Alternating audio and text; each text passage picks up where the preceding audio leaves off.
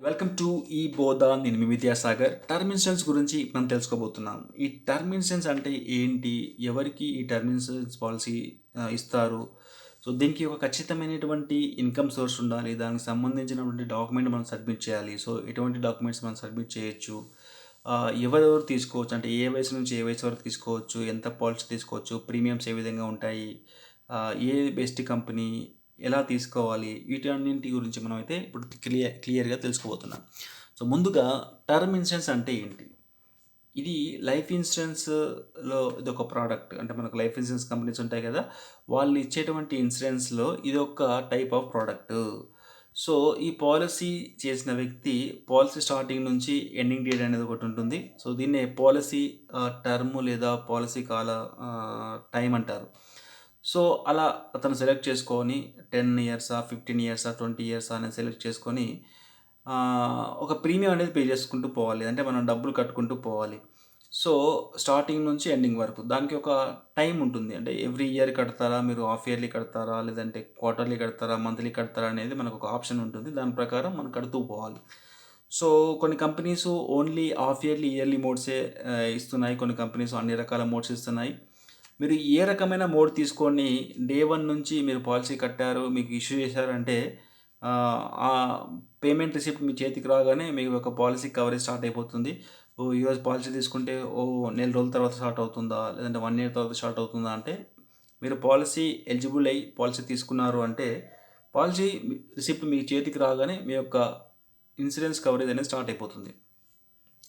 So, మరి ఈ మధ్య కాలంలో అతనికి ఎటువంటి రిస్క్ వచ్చినా డెత్ అయ్యాడనుకుందాం. అంటే రిస్క్ అంటే డెత్ అయ్యాడనుకుందాం. ఆ డెత్ అయినందుకు అతను తీసుకున్న పాలిసీ కవరేజ్ వాళ్ళ కుటుంబ సభ్యులకి ఇస్తారు. సో, ఇక్కడ డెత్ అన్నప్పుడు ఏ డెత్‌కి ఇస్తారు అనే క్వెషన్ వస్తది చాలామందికి. ఏ ఏ డెత్ అయినా కావచ్చు. న్యాచురల్‌లో కావచ్చు, అనారోగ్యం వల్ల కావచ్చు, ఏదైనా యాక్సిడెంట్ వల్ల కావచ్చు. ఈవెన్ సూసైడ్ వల్ల కూడా మనకిస్తారు. కాకపోతే ఒక కండిషన్ ఉంటుంది. 12 మంత్స్ తర్వాత అంటే ఈరోజు పాలిసీ తీసుకుంటే 12 మంత్స్ తర్వాత గనక సూసైడ్ చేసుకున్నట్టయితే ఈ పాలిసీ పనిచేస్తుంది. Term insurance policy. ఏ కంపెనీ అయినా సరే. సో, నెక్స్ట్ వచ్చేసి మనకి మరి అతని పాలిసీ మొత్తం అతను తీసుకున్న టర్మ్ అంతా పే చేశాడు. ఎటువంటి డెత్ కాలేదు అతను అన్నప్పుడు ఏమైనా రిటర్న్ వస్తాయంటే మాక్సిమం మనకు ఇన్సూరెన్స్‌లో రిటర్న్స్ అనేవి రావు. అతనికి ఏం కాలేదు అంటే. కాకపోతే మనకు కొన్ని కంపెనీస్ ఇచ్చే పాలిసీస్‌లో ఒక ఫీచర్ ఉంది. ఏమంటంటే రిటర్న్ టు ప్రీమియం అని చెప్పేసి ఒక ఆప్షన్ మనం సెలెక్ట్ చేసుకోవచ్చు. అది సెలెక్ట్ చేసుకోవడం వల్ల మనం ఏదైతే డబ్బులు కడతామో అది మనకు తిరిగి పాలిసీ అయిపోయిన తర్వాత ఇస్తారు. కొన్ని ట్యాక్స్‌లు ఏవైతే ఉంటాయో అవి కట్ చేసి ఏదైతే బేసిక్ ప్రీమియం ఉంటుందో అది తిరిగి ఇవ్వడం జరుగుతుంది. సో, అవి కూడా మనకు హెచ్‌డీఎఫ్‌సీ కంపెనీ లేదా ఎక్సైడ్ కంపెనీలో రిటర్న్ టు ప్రీమియం అని చెప్పేసి ఒక ఆప్షన్ ఉంది. అంతేగాని మనకు కొంత అడిషనల్ ఇంట్రెస్ట్ యాడ్ చేసి తిరిగి ఇచ్చేటువంటి పాలిసీ అయితే కాదు ఈ టర్మ్ పాలిసీ. మరి ఎలిజిబిలిటీ కండిషన్స్ ఏంటి అంటే 18-65 సంవత్సరాల మధ్యలో ఉన్నవాళ్ళు ఎవరైనా ఈ పాలిసీ తీసుకోవచ్చు. మేల్, ఫీమేల్ ఎవరైనా. కాకపోతే వాళ్ళకు ఒక ప్రాపర్ ఇన్‌కమ్ సోర్స్ ఉండాలి. జాబ్ లేదా బిజినెస్ చేస్తూ ఉండాలి. సో, కొంతమంది ఇన్‌కమ్ సోర్స్ అనగానే నాకు రెంటల్ ఇన్‌కమ్ ఉంది. నాకు క్యాపిటల్ గెయిన్ ఇన్‌కమ్ ఉంది. లేదంటే నాకు ఫ్యామిలీ పెన్షన్ ఉంది. అంటే అటువంటివి వాలిడ్‌గా అంటే వాటిని కన్సిడర్ చేయరు. ఏదైనా మీకు ప్రాపర్ జాబ్ ఉండి, లేదంటే ఒక బిజినెస్ చేస్తున్నారు అన్నప్పుడు మాత్రమే మీకు ఎలిజిబిలిటీ వస్తుంది. సో, దానికి కూడా ఒక ప్రాపర్ ఇన్‌కమ్ ప్రూఫ్ అనేది మనం సబ్మిట్ చేయాలి ఖచ్చితంగా. ఖచ్చితంగానైతే మెయిన్‌గా ఐటీ రిటర్న్స్ అడుగుతాయి అన్ని కంపెనీస్ వరుసగా 3 ఇయర్స్. ఇదైతే మ్యాండేటరీగా మనం సబ్మిట్ చేయాలి. కొంతమందికి ఫార్మ్ 16 అని ఒకటుంటుంది. Form 16 plus salary slip with PF deduction గనుక ఉంటే ఈ 2 డాక్యుమెంట్స్ కూడా ఇయ్యొచ్చు. లేదు ఇంకొంతమందికి ఐటీ రిటర్న్స్ ఉన్నాయి. కాకపోతే ఇంకొంచెం ఎక్కువ ఇన్సూరెన్స్ కవరేజ్ కావాలి అంటే అడిషనల్ ఇన్‌కమ్ కింద ఏమైనా వాళ్ళకు అగ్రికల్చర్ ల్యాండ్ గనుక ఉంటే అగ్రికల్చర్ ఇన్‌కమ్ సర్టిఫికేట్ కూడా పెట్టి తీసుకోవచ్చు. సో, ఇక్కడ ఐటీ రిటర్న్స్ అనేది చాలా ఇంపార్టెంట్ టర్మ్ పాలిసీ కావాలి అంటే. సో, ఐటీ రిటర్న్స్ లేవు అంటే మీకు మాక్సిమం ఏ కంపెనీ కూడా మీకు ఐటీ టర్మ్ పాలిసీ అనేది ఇష్యూ చేయదు. ఒకవేళ ఫార్మర్‌కి ఎలా ఇస్తారా అంటే ఫార్మర్ అంటే రైతుకి కూడా పాలిసీ ఇస్తారు. కాకపోతే తను కూడా ఐటీ రిటర్న్స్ అనేది ఫైల్ చేసుకోవాలి. ఓన్లీ తన రైతు అని చెప్పేసి అగ్రికల్చర్ ఇన్‌కమ్ సర్టిఫికేట్ ఒక్కటి సబ్మిట్ చేస్తే పాలిసీ అయితే ఇవ్వరు. ఖచ్చితంగా ఐటీ రిటర్న్స్ అనేది సబ్మిట్ చేసుకోవాలి. సో నాది కొంచెం చిన్న జాబే, నాకు తక్కువ శాలరీ వస్తుంది, లేదంటే నా బిజినెస్ చిన్నది, నేను కొంతవరకే నేను రెవెన్యూ అంటే కొంతవరకే నాకు డబ్బులు వస్తాయి, నేను ఐటీ రిటర్న్స్ చేయను, నేను ట్యాక్స్ కట్టే అంత ఇన్కమ్ నాకు లేదు అనుకుంటే మీకు టర్మ్ పాలసీ అయితే ఇవ్వరు. సో మినిమం ట్యాక్స్ స్లాబ్స్ ఉంటాయి మనకు 2.5 lakhs, అక్కడికన్నా ఫైల్ చేసుకుంటే మీకు ఆ ట్యాక్స్ మీరు ఎంతైతే 2.5 lakhs ఉంటుందో దాన్ని బేస్ చేసుకొని అయినా మీకు టర్మ్ పాలసీస్ ఇస్తారు. అది లేదు కానీ కంప్లీట్గా నాకు టర్మ్ పాలసీ లేదు, నేను సారీ నాకు ఇన్కమ్ ప్రూఫ్ లేదు, ఐటీ రిటర్న్స్ లేదు అంటే మ్యాక్సిమం కంపెనీస్ పాలసీ అయితే ఇష్యూ చేయదు. సో మనకు ఇన్కమ్ ప్రూఫ్ అనేది mandatory. So source of income అనేది కూడా మ్యాండేటరీ. ఇప్పుడు అది కూడా ఒక ఖచ్చితమైన ఇన్కమ్ ఉండాలి. రెంటల్ ఇన్కమ్ ఉంది అంటే ఇవ్వరు, ఫ్యామిలీ పెన్షన్ ఉంది అంటే ఇవ్వరు, క్యాపిటల్ గెయిన్ నుంచి రిటర్న్స్ వస్తున్నాయంటే ఇవ్వరు. సో ఓన్లీ అగ్రికల్చర్ ఇన్కమ్ ఉంది అంటే ఇవ్వరు. మీకు ఒక స్టాండర్డ్ బిజినెస్ లేదా ఒక జాబ్ చేస్తూ ఉండాలి, దానికి ఐటీ రిటర్న్స్ ఖచ్చితంగా ఫైల్ చేసుకోవాలి. రైతులు అన్నప్పుడు అతను ఖచ్చితంగా ఐటీ రిటర్న్స్ ఫైల్ చేసుకోవాలి. అది కూడా ఎవరైనా మీరు తక్కువ శాలరీ ఉంటే మినిమం 2.5 lakhsకు ఫైల్ చేసుకోవచ్చు ఐటీ రిటర్న్స్, మీరు ఏం ట్యాక్స్ కూడా పే చేయని అవసరం లేదు. సో అలా ఇన్కమ్ ప్రూఫ్ కింద అయితే ఐటీ రిటర్న్స్ మ్యాండేటరీగా అడుగుతారు. అది కూడా 3 years అడుగుతారు, కొన్ని కంపెనీస్ 2 years అడుగుతారు. నెక్స్ట్ వచ్చేసి మనకు కవరేజ్ ఫర్ స్పౌస్, అంటే భార్య భర్త ఇద్దరిలో ఒకరికి ఇన్కమ్ ఉంది, ఒకరి ఇన్కమ్ బేస్ చేసుకొని ఇంకొకరికి పాలసీ ఇస్తారా అనే డౌట్ కొంతమందికి వస్తూ ఉంటుంది. సో కొన్ని కేసెస్లు ఇస్తారు, అందరికి ఇవ్వరు. ఆ కొన్ని కేసెస్లు కూడా వాళ్ళిద్దరిలో ఒకరికి ఇన్కమ్ ఉండి ఇంకొకరు ఏదైనా ప్రొఫెషనల్ ఎడ్యుకేషన్ కనుక ఉండి, లేదంటే ఏదైనా మాస్టర్ ఎడ్యుకేషన్ కనుక క్వాలిఫికేషన్ కనుక ఉంటే ఆ ఎడ్యుకేషన్ వల్ల అతని యొక్క స్పౌస్ ఇన్కమ్ని బేస్ చేసుకొని కొంత పర్సెంటేజ్ వరకు, ఒక 50 to 30% వరకు ఇన్సూరెన్స్ కవరేజ్ అనేది ఇస్తారు.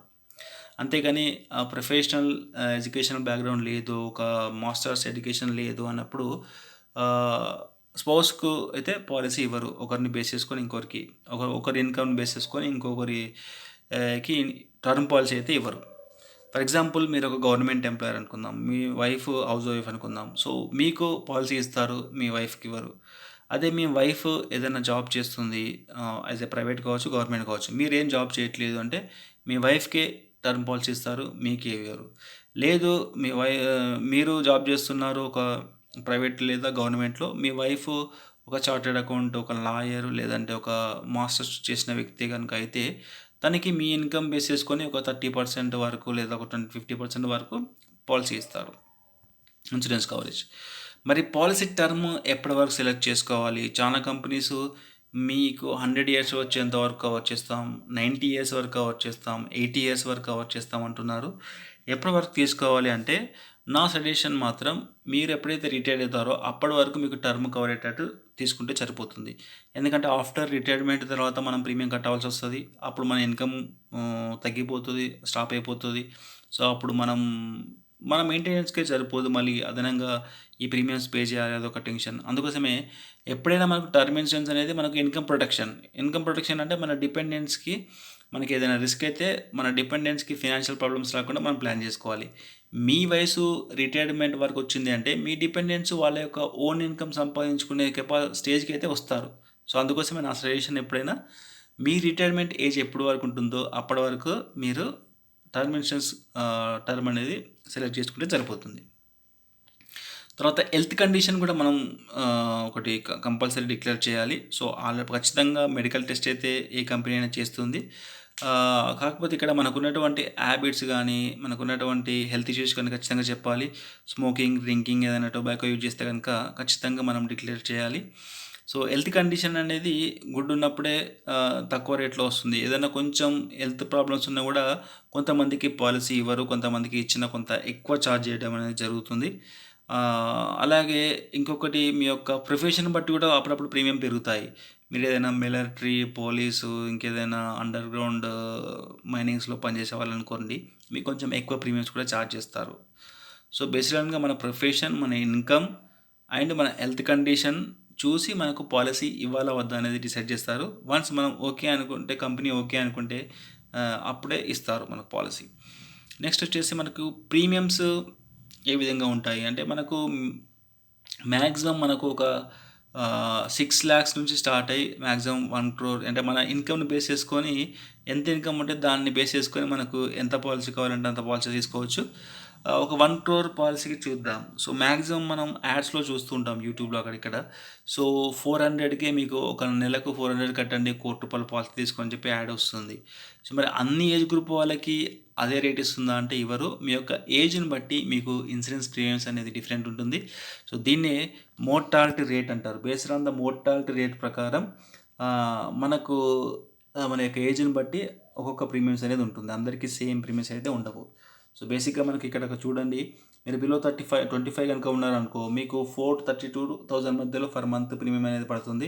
అదే 26-35 మధ్యలో ఉన్నారనుకోండి, 1,050 నుంచి 1,400 మధ్యలో పడుతుంది. అదే మీరు 56 నుంచి 65 మధ్యలో ఉంటే గనుక ఒక నెలకు 5,500 నుంచి 10,000 వరకు కూడా ప్రీమియం పడుతుంది. అంటే మన ఏజ్‌ని బట్టి మన ప్రీమియం పడుతుంది. సో, మీరు వన్స్ ఎప్పుడైతే ఇన్‌కమ్ స్టార్ట్ చేస్తారో అప్పుడే ఒక మంచి పాలసీ తీసుకుంటే కొంచెం తక్కువ ప్రీమియంలో మీ రిటైర్మెంట్ వరకు ప్లాన్ చేసుకుంటే సరిపోతుంది. తర్వాత కొన్ని companies single premium at a time, అంటే మనం ఎన్నైతే టర్మ్స్ సెలెక్ట్ చేసుకుంటామో ప్రతి ఇయర్ వైజ్ లేదా ప్రతి మంత్ వైజ్ కట్టకుండా ఒకేసారి లంసమ్ అమౌంట్ పే చేసి కూడా మనం పాలసీ తీసుకోవచ్చు. దాన్ని సింగిల్ ప్రీమియం అంటారు. సో, మనకు మినిమం 1,10,000 నుంచి 14,00,000 మధ్యలో ఉంటుంది. ₹1,00,00,000 కంటే మన ఏజ్‌ని బేస్ చేసుకొని. సో, ఇది ఈ టర్మ్ పాలిసీస్ గురించి. ఇంకొక బెస్ట్ కంపెనీ, మరి ఏ కంపెనీ తీసుకోవాలి, ఏది బెస్ట్ కంపెనీ అంటే మనకు 24 కంపెనీస్ ఉన్నాయి లైఫ్ ఇన్సూరెన్స్ ఇచ్చే కంపెనీస్. ఏ కంపెనీ అయినా తీసుకోవచ్చు. కాకపోతే మీకు ఖచ్చితమైనటువంటి హెల్త్ కండిషన్ మీరు డిక్లేర్ చేయండి. మీ ఇన్‌కమ్ ప్రూఫ్స్ కరెక్ట్‌గా డిక్లేర్ చేయండి. సో, ఏ కంపెనీ అయినా తీసుకోండి. మీరు హెల్తీగా ఉన్నప్పుడు తీసుకోండి. సో, అప్పుడు అలా మీకు హెల్తీగా ఉండి, మంచి ఇన్‌కమ్ ఉండి, మీకున్న ప్రాబ్లమ్స్ అన్నీ చెప్పి తీసుకుంటే ఏ కంపెనీ అయినా తీసుకోవచ్చు. దాంట్లో క్వెషన్ ఏం లేదు. నెక్స్ట్ వచ్చేసి ఆన్‌లైన్‌లో తీసుకోవాలనా? ఆఫ్‌లైన్‌లో తీసుకోవాలనా? సో, ఆన్‌లైన్ అంటే కంపెనీ వెబ్‌సైట్ నుంచే తీసుకోండి. వేరే థర్డ్ పార్టీ వెబ్‌సైట్ నుంచి తీసుకోకండి. ఆఫ్‌లైన్ అంటే ఏజెంట్ ద్వారా కూడా తీసుకోవచ్చు. సో, మీరు ఆన్‌లైన్‌లో, ఆఫ్‌లైన్‌లో ఎక్కడ తీసుకున్నా ఒక ఇన్సూరెన్స్ అడ్వైజర్‌నో లేదా ఏదైనా ఫైనాన్షియల్ అడ్వైజర్‌నో ఒకసారి గైడెన్స్ తీసుకోండి. తీసుకొని దాని ప్రకారం మీరు తీసుకోండి. మీరు ఆన్‌లైన్‌లో తీసుకుంటే ఖచ్చితంగా కంపెనీ వెబ్‌సైట్‌లో తీసుకోండి. వేరే థర్డ్ పార్టీ వెబ్‌సైట్‌లో అయితే తీసుకోకండి. థర్డ్ పార్టీ వెబ్‌సైట్‌లో తీసుకున్నా, ఇక్కడ బయట ఏజెంట్ దగ్గర తీసుకున్నా మీకు ప్రీమియమ్స్ అయితే కొంచెం వేరియేషన్ ఉంటుంది. అదే మీకు డిస్కౌంట్ కావాలి, కొంచెం తక్కువ డిస్కౌంట్, నాకు డిస్కౌంట్ కావాలి అంటే మీరు ఖచ్చితంగా కంపెనీ వెబ్‌సైట్ నుంచే పాలసీ అనేది తీసుకోండి. సో, ఇది ఫ్రెండ్స్ టర్మ్ పాలిసీ గురించి. ఇంకేమైనా మీకు ఇంకా క్వెషన్స్ ఉంటే ఈ వీడియో కామెంట్ రూపంలో చెప్పండి. అలాగే మీ యొక్క ఫీడ్‌బ్యాక్‌ని కూడా కామెంట్‌లో తెలియజేయండి. So, okay friends, thank you for watching this video. Have a nice day. Good bye.